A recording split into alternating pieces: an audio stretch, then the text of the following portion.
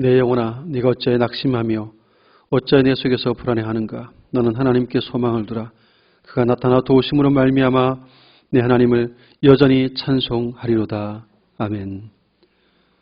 참 좋으신 우리 하나님, 복된 날을 주셔서 감사합니다. 주의 백성들이 오니 귀한 시간 임재하셔서 우리들의 찬양과 경배를 받아 주시옵소서. 친히 임하신 하나님 말씀하여 주시고 생명의 말씀을 들려주실 때 저희로 들을 수 있는 귀와 마음을 주셔서 아멘으로 화답하며 순종하시는 복된 은혜를 덧입혀 주시옵소서. 예수님의 이름으로 간절히 기원하옵나이다. 아멘.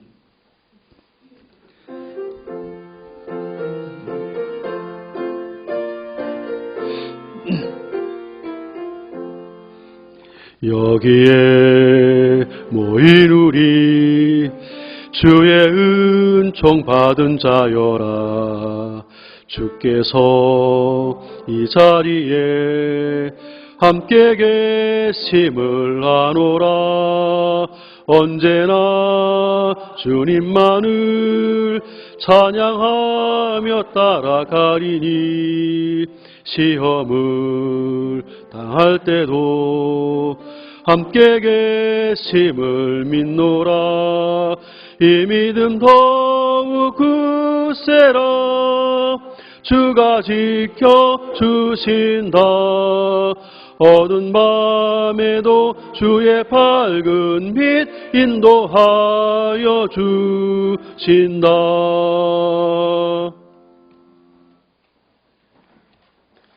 지난 한 주 동안도 하나님의 은혜 아래 살았습니다. 우리와 동행해 주시며 때를 따라 돕는 은혜로 역사하시던 하나님께 감사의 기도로 나아가시고, 또 우리가 한 주간 그 은혜 속에 살면서도 연약함 때문에 하나님 은혜에 보답하지 못했던 순간들과 믿음으로 충성치 못했었던 삶의 영역들, 생각나는 허물과 죄를 고백하며 주의 용서를 구하시길 바랍니다.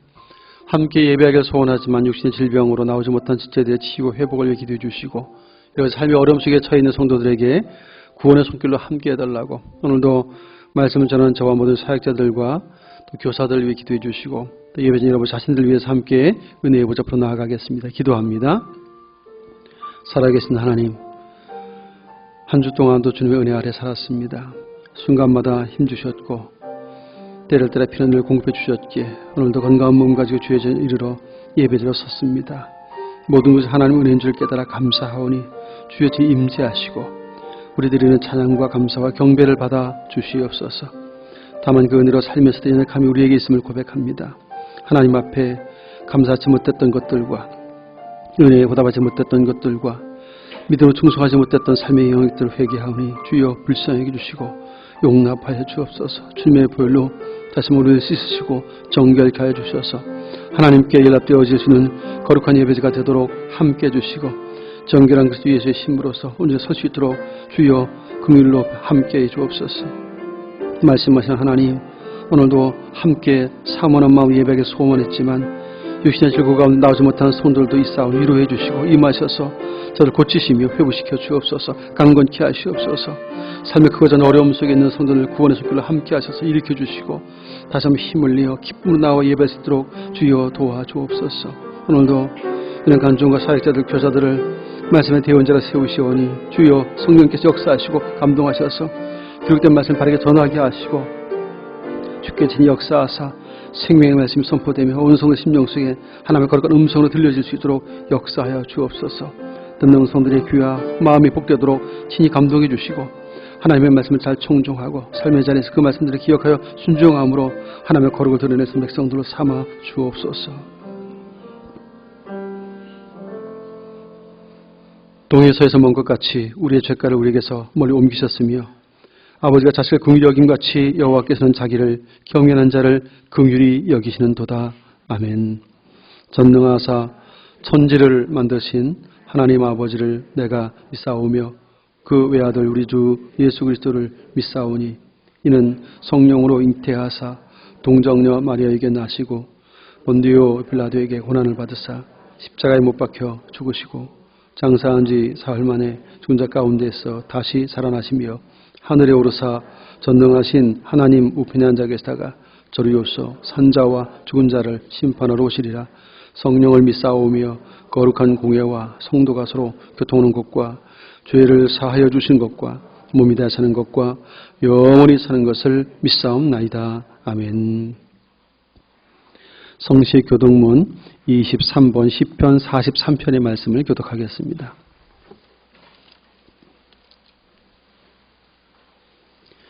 교독문 23번 시편 43편의 말씀.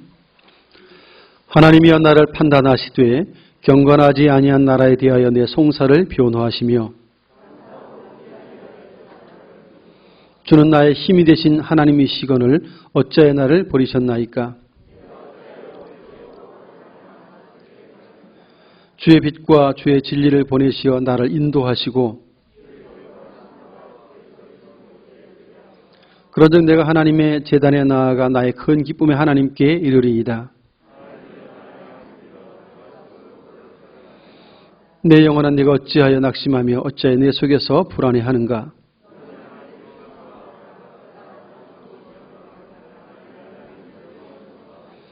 아멘.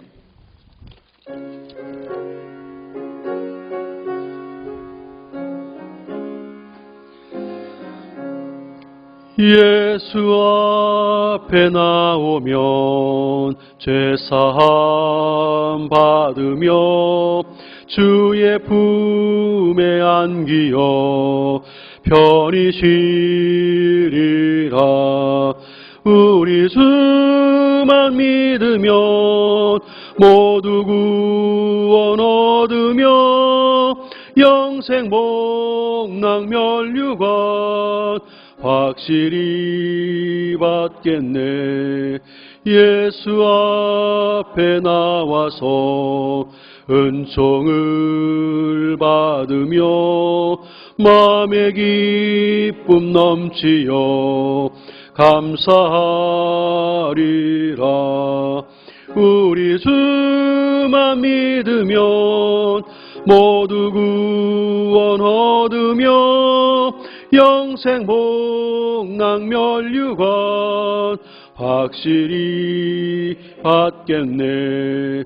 예수 앞에 설 때에 흰 옷을 입으며 밝고 빛난 내 집에 길이 살리라.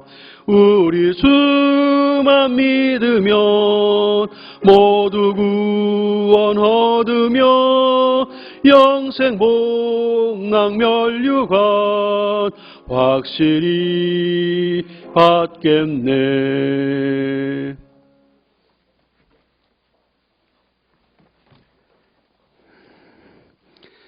사랑의 하나님, 저희들을 사랑하사 십자가의 보혈로 구원하심을 감사드립니다. 이 시간 온 마음을 다해 주님을 사모하는 마음으로 예배드릴 수 있게 하옵소서. 지난 한 주간 때로는 세상과 함께하며 말씀대로 온전히 살지 못했음을 고백합니다. 저희들의 연약함을 용서하여 주사 성령의 인도하심으로 승리하게 하옵소서. 거룩하신 하나님, 힘든 코로나 시간을 살아가고 있습니다. 교회 문 밖에 저희들의 삶이 얼마나 아픈지, 얼마나 고통스러운지, 얼마나 치열한지 주님은 아시지요. 그런 상황에서도 주님에 대한 아름다운 사랑 때문에 은혜의 보좌 앞으로 나옵니다. 저희들에게 코로나 시간을 이길 수 있는 힘을 주시고 담대한 믿음을 주옵소서. 사랑의 하나님, 저희 충행교회가 성령 충만한 교회 되게 하옵소서. 성도들의 하는 일을 복되게 하시고 이 지역의 빛과 소금의 역할을 잘 감당하는 부흥하는 교회 되기를 원합니다. 오늘 저녁부터 시작하는 다니엘 기도회를 통하여서 코로나로 식었던 믿음이 성령의 불로 불붙길 원합니다. 성령의 임재함을 체험케 하옵소서. 이 나라와 이 민족에게 주님의 은혜가 함께하길 원합니다. 대한민국을 지켜주시고 대통령과 의정자들에게 하나님을 두려워하는 마음을 주셔서 국민을 하나로 연결시키는 지혜를 주시옵소서. 거룩하신 하나님, 지역 조선업과 소상공인, 자영업이 어렵습니다. 주께서 기억하여 주시사 주께서 함께 하심으로 간정으로 자리 잡을 수 있도록 삶의 터전을 지켜주시고 땀 흘림으로 회복시켜 주시옵소서. 거룩한 다음 세대인 자녀들이 코로나로 믿음이 약해지지 않길 원합니다. 지혜와 명철을 주시고 말씀 배우고 익혀서 믿음의 분량이 성장하게 하옵소서. 고3 수험생들에게 주님이 주시는 지혜와 능력으로 좋은 결실 있게 하옵소서. 사랑의 하나님, 눈물로 기도하는 환우들에게 주님의 치유의 손길로 회복되게 하시고 코로나 속에서도 평안을 누리게 은혜 내려 주시옵소서. 중국과 스리랑카에 파송된 두 분 선교사님 지켜주시고 보호하여 주시사 선하심으로 인도하여 주옵소서. 사탄에 매여 있는 수많은 심령들 위에 주님의 은혜가 임하길 원합니다. 담임 목사님 강건함과 성령 충만함으로 붙들어 주시고 생명 있는 말씀을 전하게 하옵소서. 그 말씀으로 은혜 받고 취함을 받게 하옵소서. 부교육자들에게도 주님의 은혜가 충만하길 원합니다. 아침부터 봉사하는 섬김의 손길들 주님 기억하여 주시고 기쁘게 받아 주옵소서. 특별히 주일학교 교사들에게 은혜 더하여 주셔서 한 영혼 한 영혼을 이끌어가기에 부족함이 없도록 하옵소서. 감사를 드리며 예수님 이름으로 기도합니다. 아멘.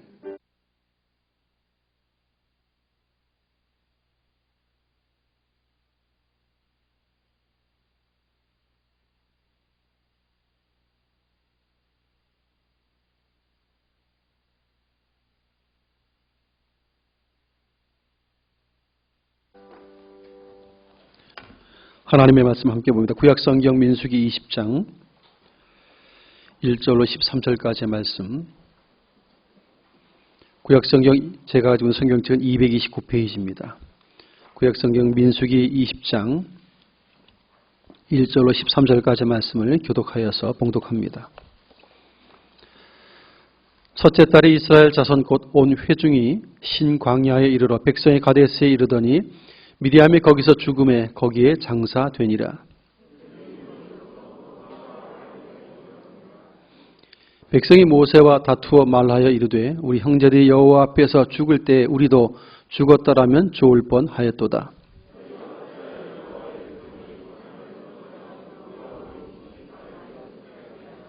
너희가 어찌하여 우리를 애굽에서 나오게 하여 이 나쁜 곳으로 인도하였느냐. 이곳에는 파종할 곳이 없고 무화과도 없고 포도도 없고 석류도 없고 마실 물도 없도다.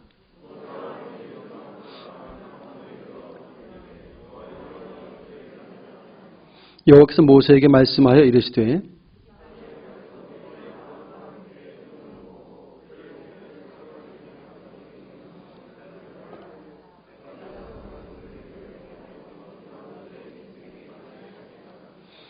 모세가 그 명령대로 여호와 앞에서 지팡이를 잡으니라.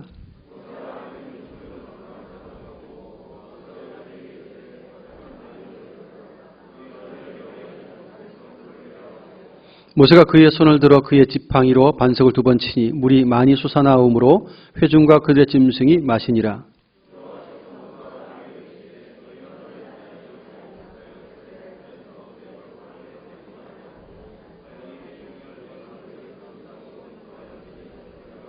함께 읽습니다.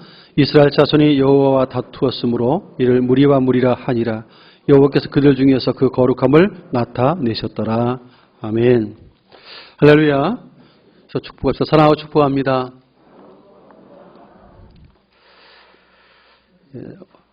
성경은 하나님을 거룩한 분이라고 그렇게 증거하고 있습니다. 하나님께서 스스로 레위기 11장 45절에서 내가 거룩하니라고 말씀을 하십니다. 하나님 자신도 스스로 거룩한 분이시다 말씀합니다. 이 말씀은 창조주요 우리의 구원자로서 하나님이심을 증거하는 말씀이죠. 여섯째 날까지 창조의 사역을 다 마치시고 나서 7째 날 안식하셨습니다. 그러면서 사람을 위해서 안식의 날을 하나 정해주시죠. 하나님의 안식인데 사람으로 누릴 수 있는 안식을 허락하신 것입니다. 그래서 하나님께서 이렇게 그 날을 특별하게 구별했다 말씀하시고 그래서 오늘 보통 이제 하나님의 거룩을 이렇게 이야기할 때 가장 첫 번째 개념으로 들어오는 것이 구별됨이라는 단어입니다.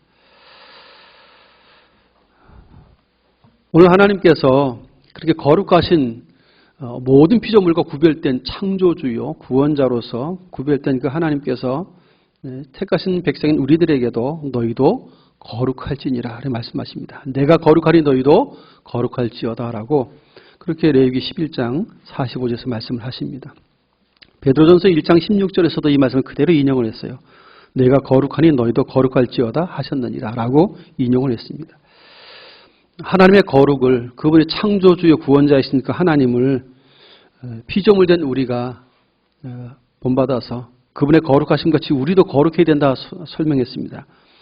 하나님의 구별됨은 창조주로서의 구별됨이라면 우리는 피조물로서의 구별됨이 있어야죠. 그 선을 넘으면 이건 위험한 것이죠. 문제는 아담과 하와의 범죄 이후에 사람들이 거룩을 상실했다 하는 것이죠.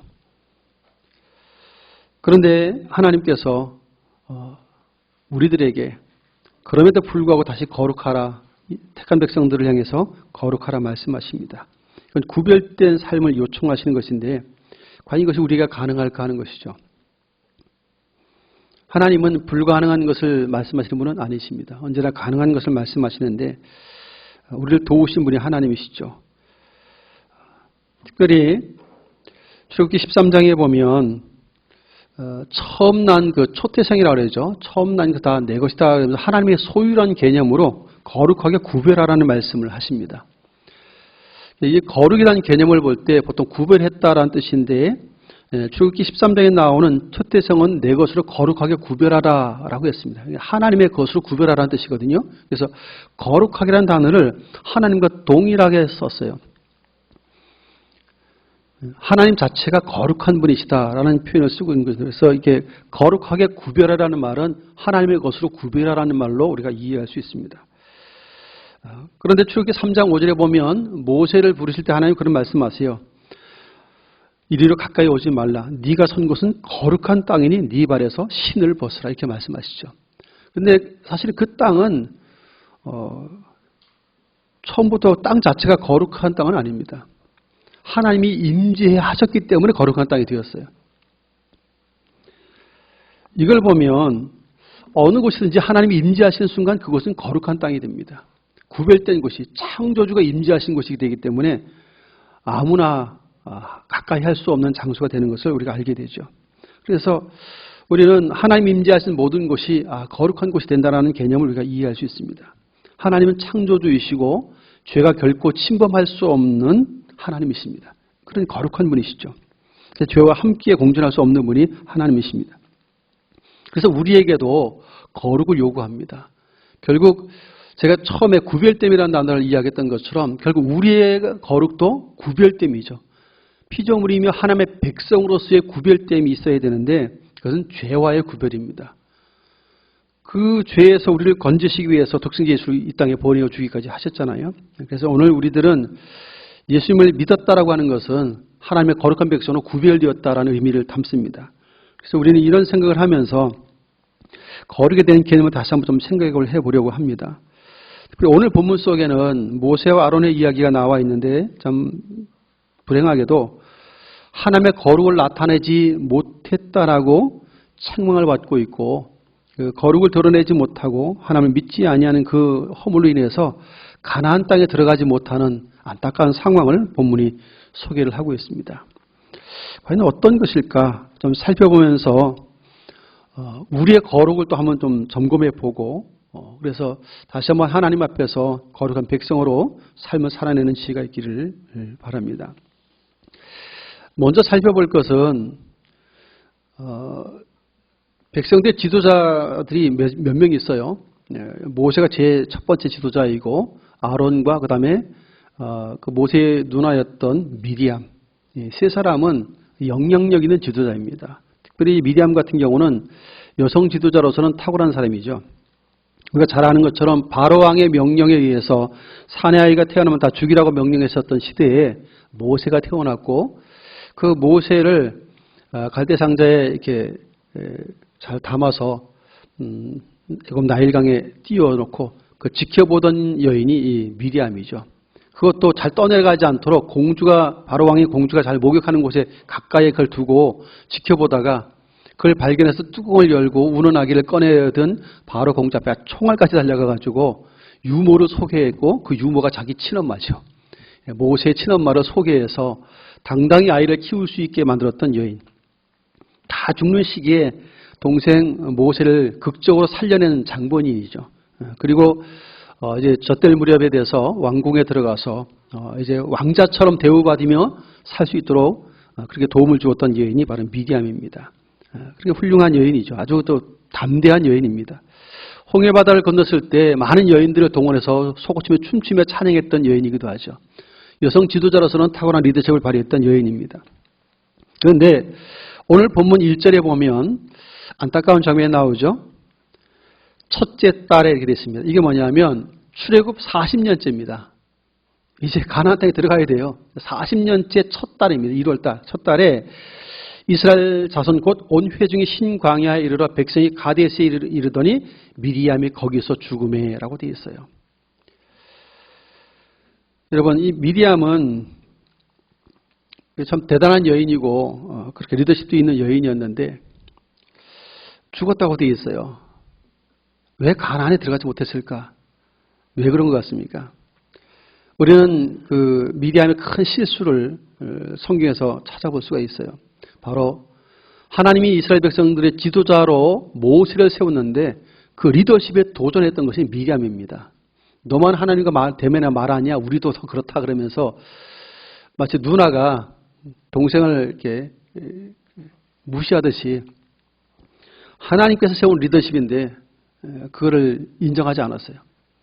자신도 대단한 리더십이 있다는 생각을 가지고 우리도 너보다 더 뛰어날 수 있어라는 얘기를 하는 것이죠. 그래서 모세의 리더십을 침범합니다. 모세를 비방하죠.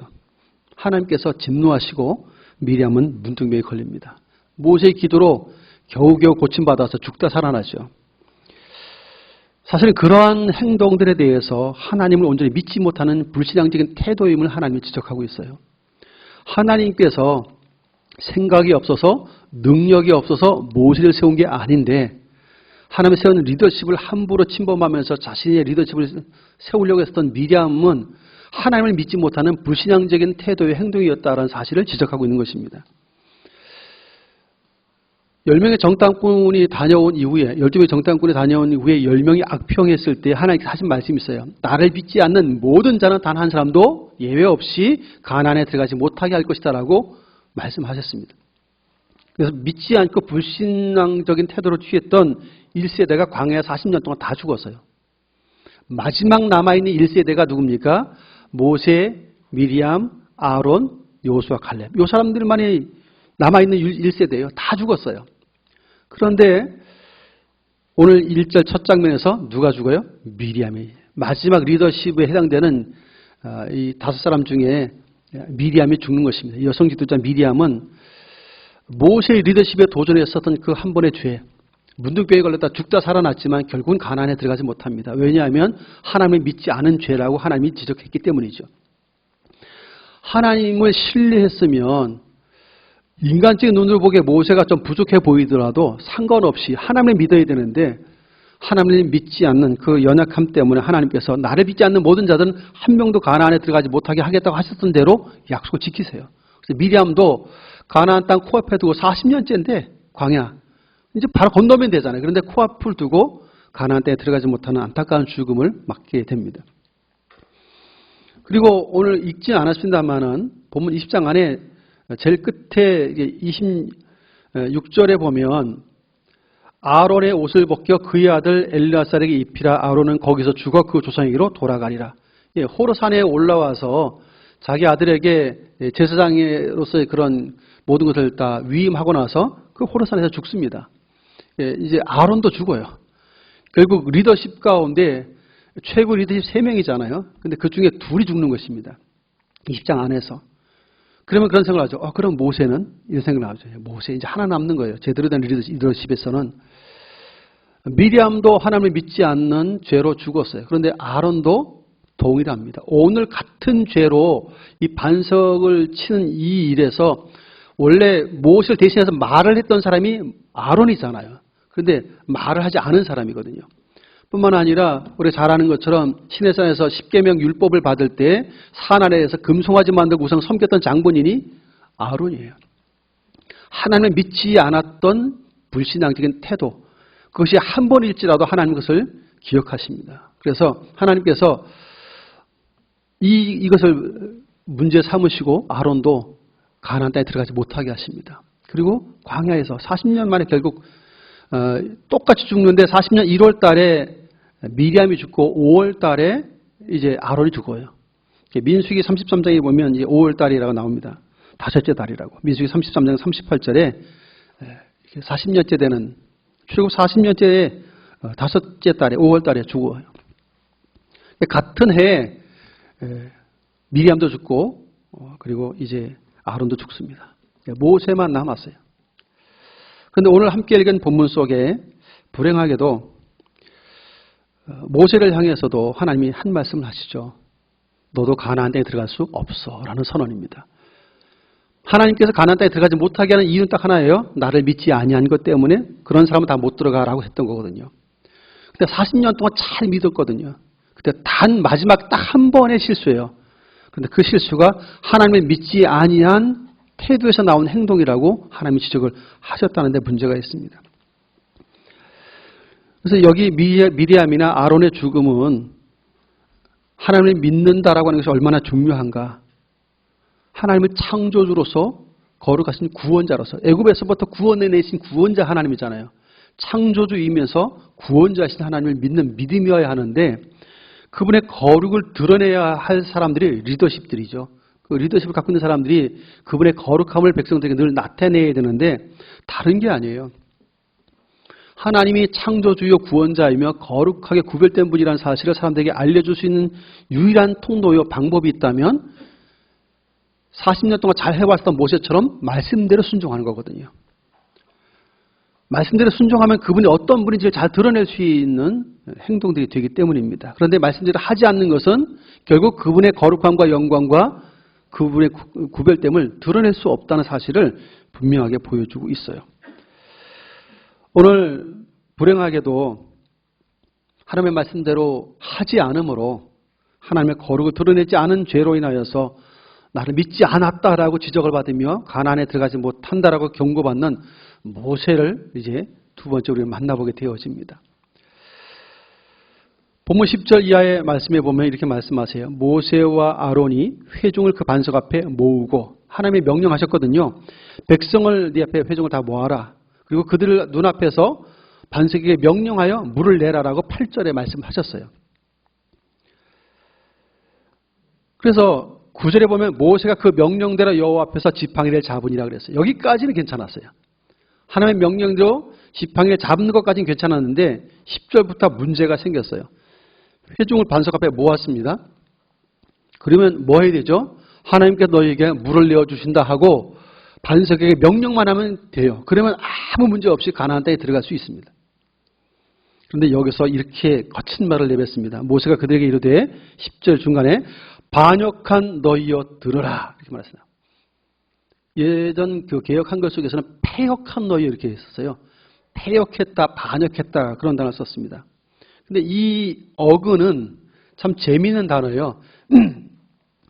그 쓴물이라고 하는 그 마라의 쓴물이죠. 마라 쓰다. 쓴맛을 내는 마라하고 어근이 같아요. 히브리어 자음으로 보면 어근이 똑같은 어근이에요. 우리말로 하면 이 나쁜 놈들보다 더 거친 표현이 이 반역한 너희여라는 표현이거든요.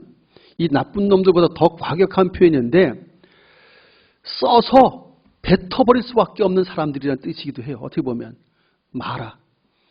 이제 감정이 사실은 지면에 어떤 사람보다 온유함이 승한 사람이라고 모세가 칭찬받았거든요. 그 정도로 참 참을성이 좋았던 사람인데 40년 끝에 이제 폭발했어요. 40년 잘 참았는데 한 번 폭발을 제대로 했어요. 근데 여기서 주의해야 될 것이 있어요. 하나님의 거룩을 드러내는 것이 거룩한 백성의 몫이고 모습이어야 한다면 하나님의 거룩을 드러내는 일에 있어서 분노나 화는 결코 그 하나님의 의를 이룰 수 없다는 것을 알게 해요. 우리가 화를 내서 하나님의 뜻을 이룰 수는 없어요. 분노해서 하나님의 뜻을 이룰 수는 없어요. 일을 망치는 경우가 대부분이죠. 왜냐하면 우리는 감정에 치우치면 분별력이 사라지기 때문입니다. 모세가 감정적인 폭발을 했어요. 반역한 너희, 이 못된 놈들하고 화를 내니까 그 뒤에 말에 해서는 안 될 말을 하기 시작합니다. 들으라 해놓고 우리가 너희를 위하여 이 반석에서 물을 내랴. 지금 우리라는 말은 모세와 아론 자기 둘이잖아요. 과거에서 반석에서 물을 내서 마시게 하셨잖아요. 그때는 반석을 치라고 해서 반석을 쳤어요. 근데 지금은 반석을 명령하라고 했거든요. 그런데 누가 물을 주는 것 같은 느낌을 받습니까? 하나님이 너희에게 물을 주신다고 말했다라고 해야 되는데 우리가 너희를 위해서 이 반석에서 물을 내려 하고 마치 모세 자신이 물을 내어서 마시게 하는 하나님처럼 되는 것 같아요. 자기가 물을 내어 마시게 하는 장본인처럼 말을 하고 있어요. 하나님이 하실 일을 자기가 마치 물을 내어서 마시게 하는 그런 능력의 사람인 것처럼 말을 하고 있어요. 악한 말이죠. 사람이 감정이 상하면 이렇게 넘지 말아야 선을 넘는 것을 보게 되죠. 이것이 얼마나 하나님 앞에 불순한 행동인지를 우리는 알게 됩니다. 그래서 우리는 참 조심스럽습니다. 믿음으로 잘 살다가도 한번 감정이 상한 것을 참지 못하고 폭발을 하면 안 되는 말을 하게 되는 경우가 있어요. 담을 수 없는 말이죠. 한번 쏟아냈기 때문에. 그럼 돌이킬 수 없는 일이 돼버려요. 기껏 잘 하다가 마지막 한 번 말 한마디에 그냥 모든 관계가 깨지고 파장되는 일들도 일어나는 것이죠.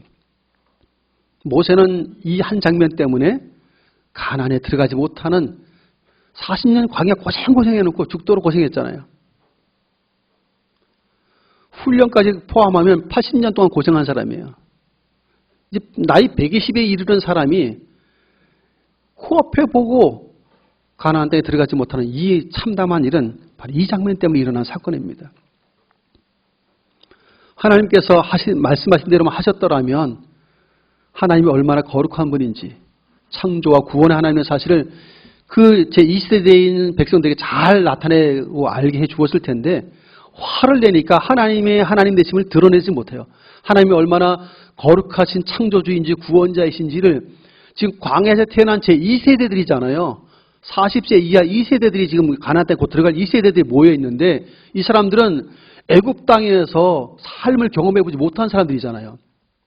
근데 부모 세대들로부터 광야 40년 사는 날 동안에 애굽이 좋았다는 얘기를 들은 거예요. 40년 노예 생활을 해서 너무 힘들어가지고 부르짖어서 하나님이 구분해 준 것인데도 불구하고 광야가 너무 척박하고 힘들으니까 그래도 애굽 땅에는 먹을 것이 풍부했다라고 자꾸 좋은 얘기만 해준 거예요. 그러니까 광야에서 태어난 이 40세 이하의 제2세대들이 애굽에 대한 생각은 좋은 생각으로 남아있는 거예요. 가보지도 경험해보지도 못하는 세대가. 광야는 농사 지을 곳도 없고 물도 없고 뭐 떡도 없고 포도도 없고 아무것도 없는데 애굽 땅에는 파, 마늘, 고추, 고기도 있고 다 있다고 그러니까 차라리 그곳에 가는 게 좋지 않겠는가라고 반응하는 이 세대들 우리가 만나죠. 전쟁의 경험이 없으면 전쟁의 그 무서운 거 두려움을 모르잖아요. 그런 것처럼 이 세대도 마찬가지예요. 지금 단순한 하나님에 대한 불신이 아니에요. 이 세대들은 지금 애굽을 경험해보지 못한 제2세대예요. 부모로부터 들은 애굽에 대한 이야기. 근데도 가난이 너무 이 광야가 너무 힘들으니까 애굽에 가고 싶어 했었던 사람이에요. 그래서 오늘 본문에 보면 불평하고 있어요. 분명히 부모 세대랑 똑같이 불평을 하고 무럽다고 난리가 났어요. 그러면서 하는 말이 황당한 말을 좀 합니다. 3절을 같이 읽습니다. 3절 시작. 백성이 모세와 다투어 말하 이르되 우리 형제들이 여호와 앞에서 죽을 때 우리도 죽었더라면 좋을 뻔하였도다. 이 언제 죽었죠 형제들이? 고라 반역 사건이죠. 고라 반역 사건 때 몇백 명이 죽어나갔잖아요. 예, 그때도 젊은 사람들, 애들도 죽고 그랬어요. 하나님 앞에 서지 않았던 고라 자손들이 다 죽었습니다. 이 이야기를 떠올리는 거예요 지금. 그때 우리도 죽었으면 이 고생 안 할 텐데 라는 얘기하는 거예요. 여러분 이 말이 얼마나 두려운 말인지 우리는 알아야 됩니다. 생명의 주인은 하나님이시고 지금까지 생명을 유지하게 하신 분은 하나님이신데 그러면 생명을 부여하시고 생명을 유지하게 만드신 하나님이 잘못되었다 하는 것과 똑같거든요. 그때 죽어서 나도 편할 텐데 차라리 죽는 게 낫겠다 이렇게 말을 하잖아요. 우리가 아유 죽었으면 좋겠어. 죽는 게 나아. 이렇게 말을 하잖아요. 이게 얼마나 하나님 앞에 불순한 말인지를 기억하셔야 돼요. 생명의 주인이 그분이고 그분이 나를 살려 주었을 때는 다 이유와 목적이 있어요. 하나님께서 생명의 주인으로서 그 생명을 허락했는데 내가 죽고 싶다 말하고 죽는 게 훨씬 낫겠다라고 말한다면 굉장히 불순한 태도죠. 하나님은 살라고 생명을 주었는데 나는 죽고 싶다고 말하잖아요. 죽겠다고 말하잖아요. 굉장한 교만이기도 하고 불순하기도 해요. 근데 이 사람들은 너무 몰라서 그래요, 지금. 애굽을 경험해보지 못한 세대잖아요. 제2세대니까. 광야에서 태어난 세대니까. 그 부모 세대가 애굽에서 얼마나 고통스러웠는지 하나님 앞에 부르짖어서 하나님이 구원해 주신 거거든요. 노예 생활을 해서. 그 고통스러운 삶을 잘 모르는 것이 제2세대입니다. 그러니 이런 표현을 쓰는 것이 가능하겠죠. 근데 하나님께서 놀랍게도 이런 모든 장면에 대해서는 하나님이 화를 안 내고 있다는 데 주목해야 돼요.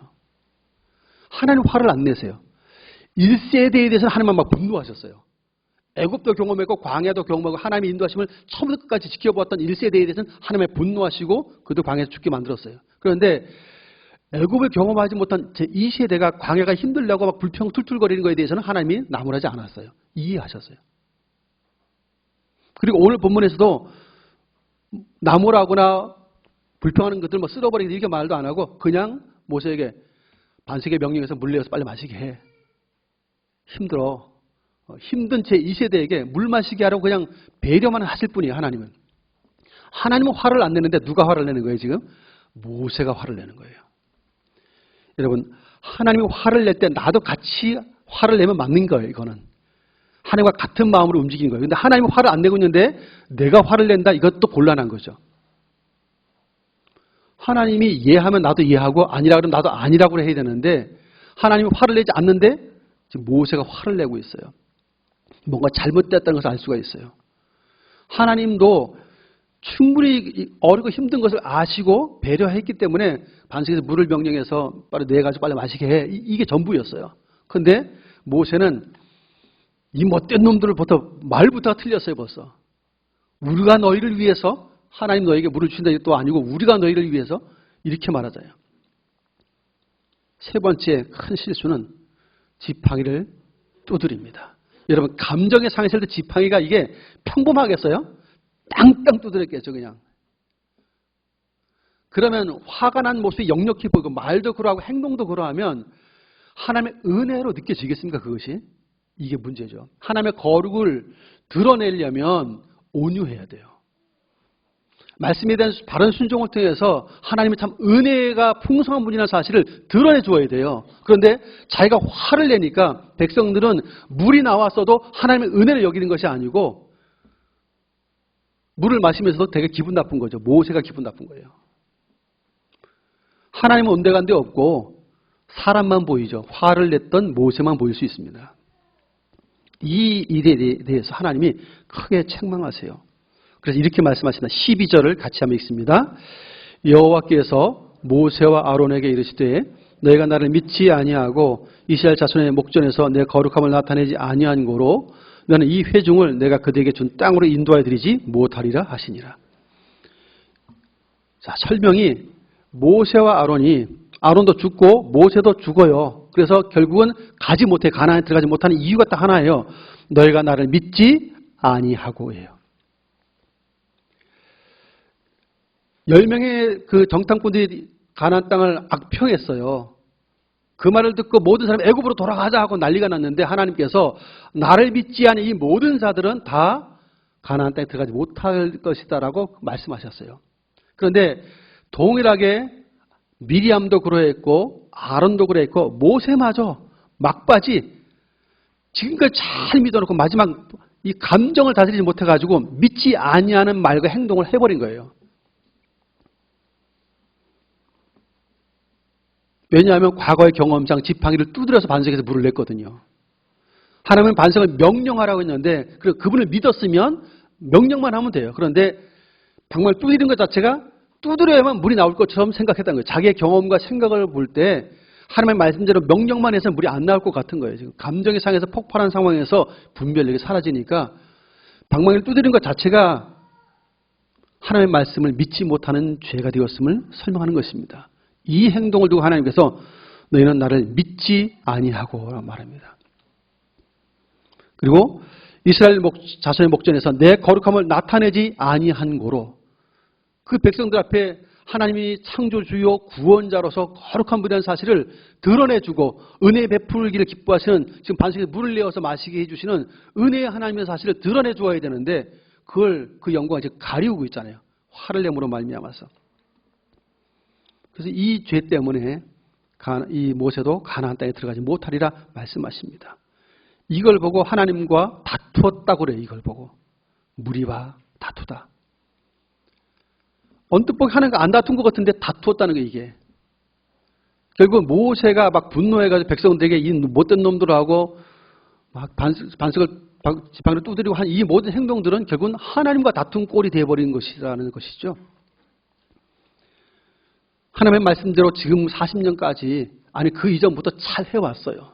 그런데 이 마지막에 가나안 땅을 코앞에 두고 여기 한 번만 제대로 참고 갔으면 제일 될 텐데 여기서 마지막까지 하나님을 믿지 못하는 이 마지막 한순간 한때이긴 하지만 이것이 큰 죄가 되어서 하나님은 들어가지 못하게 하십니다.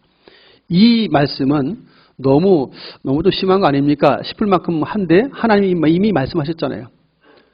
너희 중에 날 믿지 않는 자는 아무도 가나안 땅에 들어가지 못하리라 하셨는데 이 한 번의 행동이 하나님을 믿지 못하는 행동이었기 때문에 하나님이 못 들어가게 한다는 거예요.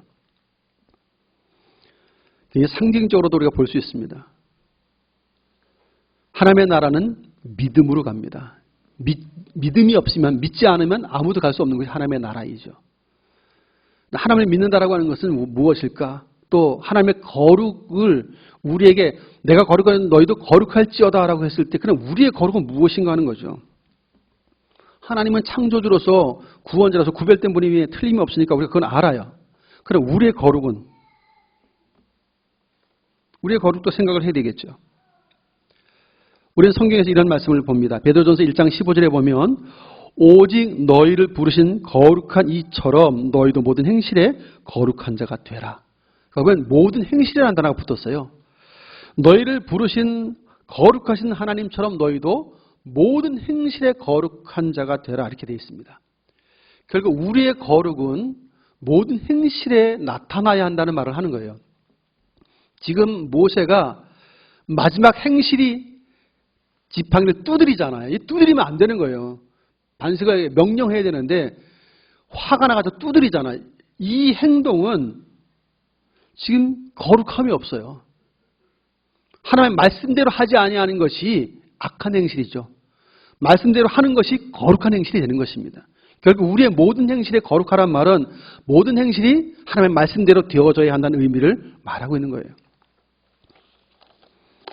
그래 우리 스스로를 한번 돌아봅니다. 우리의 삶에는 하나님의 거룩을 나타낼 수 없는 말과 태도는 과연 없을까? 많습니다.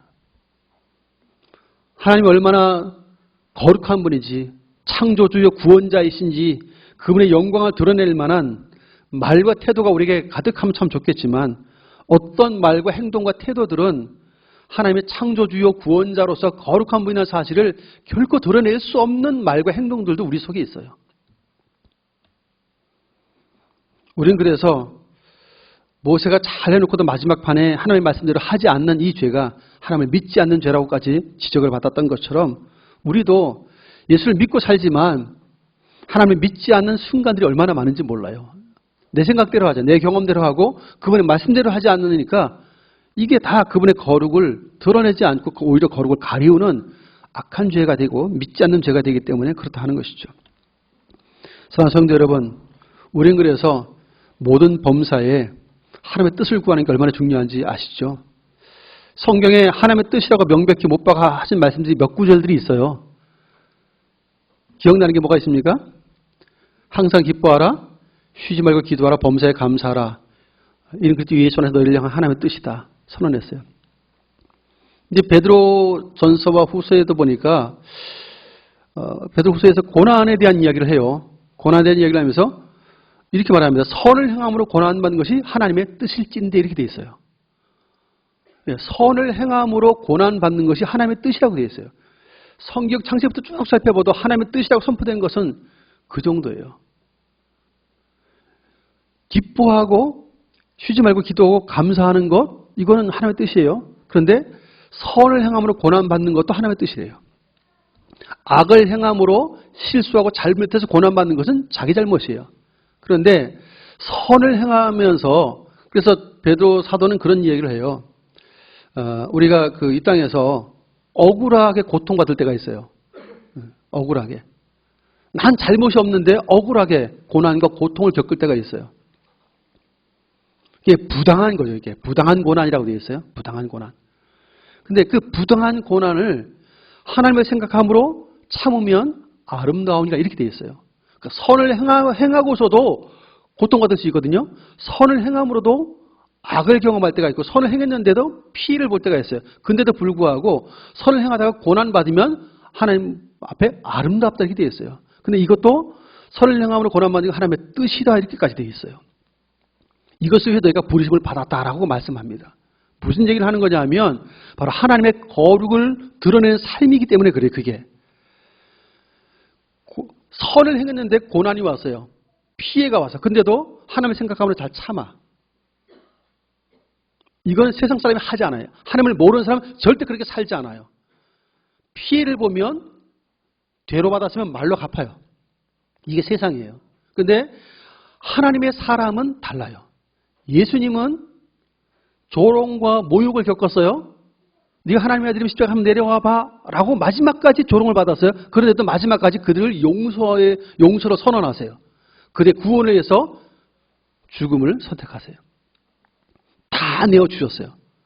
근데 그 예수를 믿는 저와 여러분들이 그분에 따라가고 있어요. 우리가.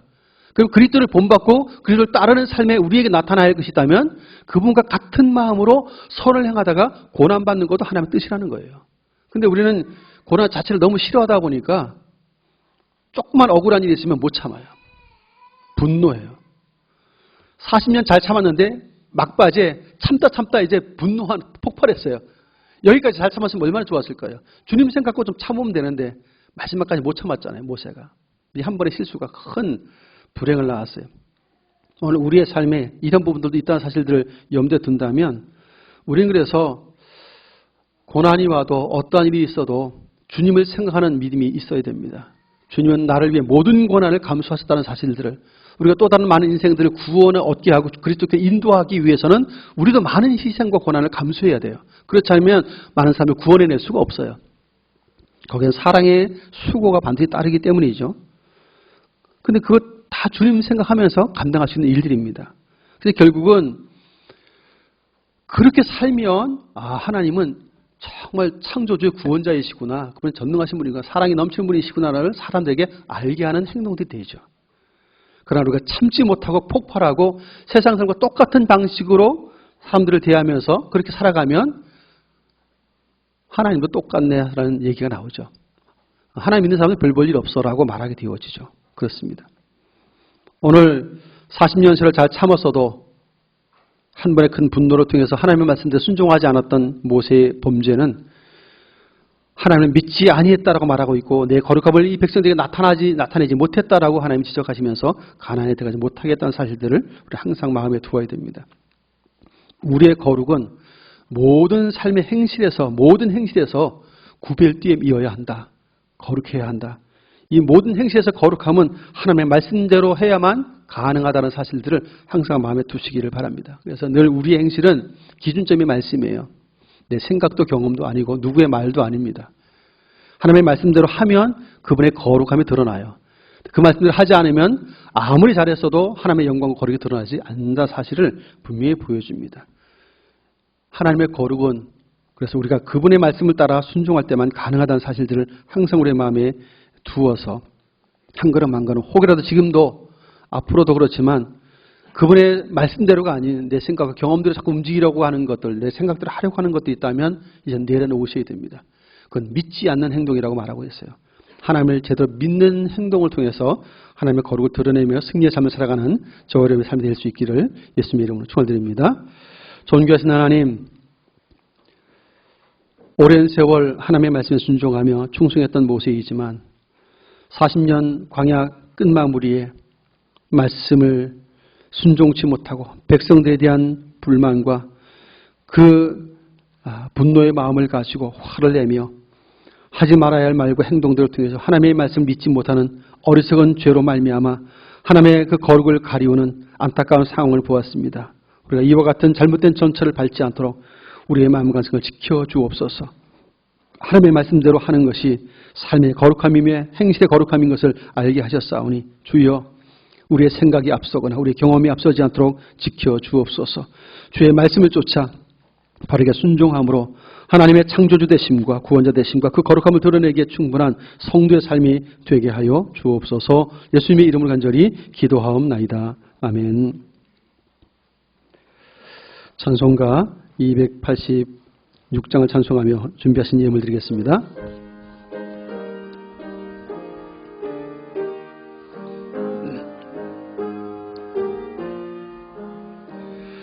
주 예수님 내 맘에 오사 날 붙들어 주시고 내 마음에 새 힘을 주사 늘 기쁘게 하소서. 사랑의 주 내 마음속에 찾아오사 내 모든 죄 사하시고 내 상한 마음 고치소서. 주 예수님 내 맘에 오사 내 소원 다하시고 내 무거운 짐 맡아주사 참 평안을 주소서. 사랑의 주 내 마음속에 찾아오사 내 모든 죄 사하시고 내 상한 마음 고치소서.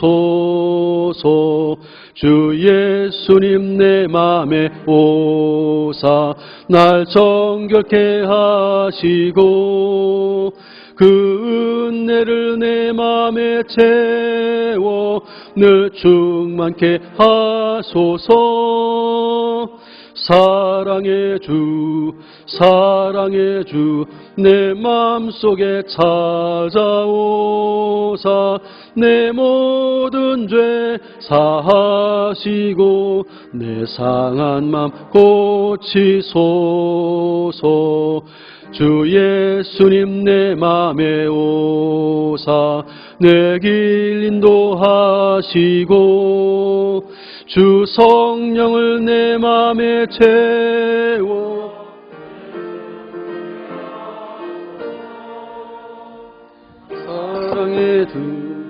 사랑의 주 내 마음속에 찾아오사 내 모든 죄 사하시고 내 상한 마음 고치소서.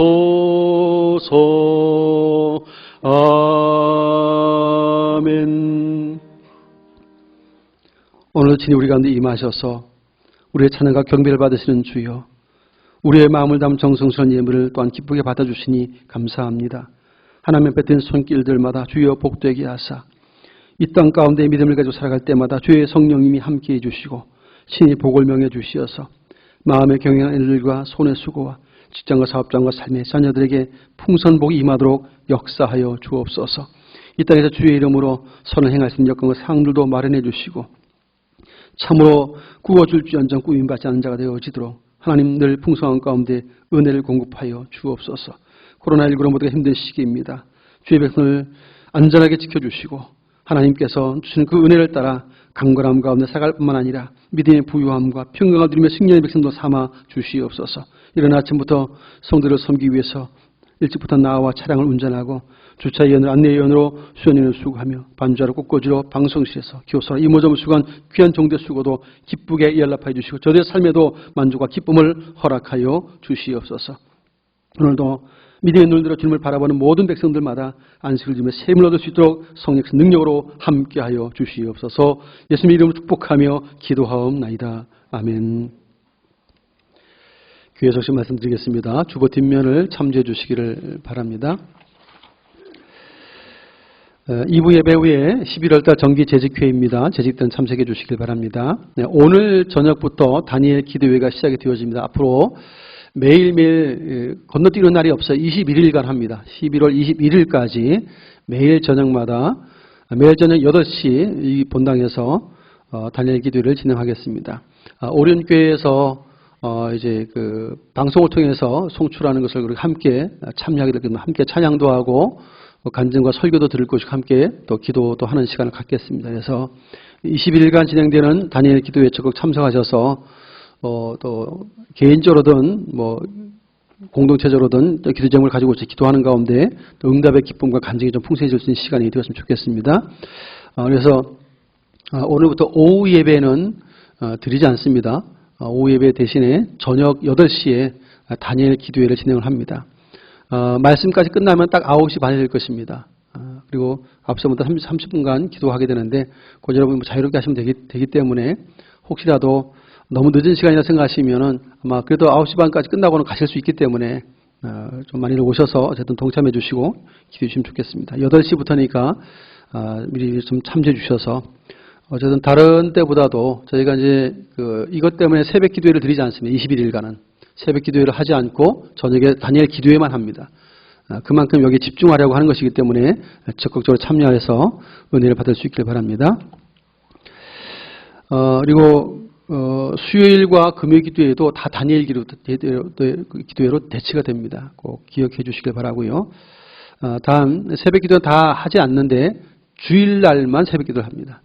그렇게 당에서 결정을 했습니다. 그래서 2주 주일이 되겠죠. 다음 주일과 그 다음 주일까지 그 주일만 새벽 예배가 있고 평일에는 새벽 예배가 없고 다니엘 기도회로만 진행을 합니다. 그렇게 꼭 기억을 해 주시길 바라고요.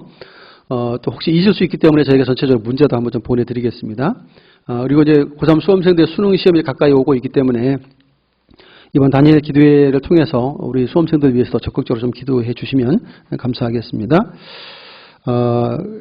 2020년이 아니고 2021년도 달력이 나왔습니다. 오타가 나와 있는데 2021년 내년도 달력이 나와 있고요. 구역별로 지금 다 카페에다 이렇게 봉투에 담아 놓았습니다. 구역장님과 권사님들이 이름 적어 놓으시고 각 구역별로 가져가셔서 나눠 주시길 바라고요. 혹시 뭐 사업이나 장사하거나 뭐 2개, 3개씩 필요하신 분들은 그 외에 사무실에서 얘기하시면 더 드릴 수 있습니다. 또는 가져가실 수 있으니까 그렇게 말씀해 주시면 구역별로 배부하는 것 이외에 더 가져가실 분들은 그렇게 말씀하셔서 더 가져가시면 되겠습니다. 지난 주간 교육관 건축원금 해주셔서 감사를 드리고요. 이제 오늘 저녁부터 이제 하게 되는데 좀 빠지지 말고 좀 오셨으면 좋겠고요. 그러니까 여기 계신 분들이 구역 식구들 좀 연락을 해주셔서 함께 좀 많이 참여했으면 좋겠습니다. 그래서 어쨌든 우리 주일날 예배만큼 기도회가 좀 꽉 차서 함께 기도했으면 참 좋겠습니다. 그래서 은혜로운 시간이니까 우리가 차량도 운행합니다. 차량 똑같이 운행을 하기 때문에 8시에 하니까 뭐 미리 차량 운행 시간도 아마 아시고 있을 텐데 또 평소 차량을 이용하지 않았던 분들 중에도 차량을 이용해서 오길 원하시는 분들은 이렇게 말씀하시면 이렇게 다 도울 것입니다. 이렇게 같이 오셔서 동참했으면 좋겠고요. 그래서 어쨌든 저희가 새벽 예배를 다 없애면서까지 다니엘 기도에 집중하는 것이기 때문에 그만큼 집중해서 많이들 기도에 동참해 주시면 좋겠습니다. 여기에서 기본적인 동참을 해서 할 것이고요. 혹시 몰라서 뭐 사람이 혹시라도 더 많거나 그러면 찬양대실 밑에 제가 있는 찬양대실에도 설치를 좀 해놓겠습니다. 이렇게 해서 두 군데를 좀 해놓고 그래서 같이 기도할 수 있는 시간이 좀 되었으면 좋겠습니다. 적극적으로 참여해 주시길 바랍니다. 나머지는 정말 참조해 주시고요. 찬송가 288장 찬송 드리고 축도하겠습니다.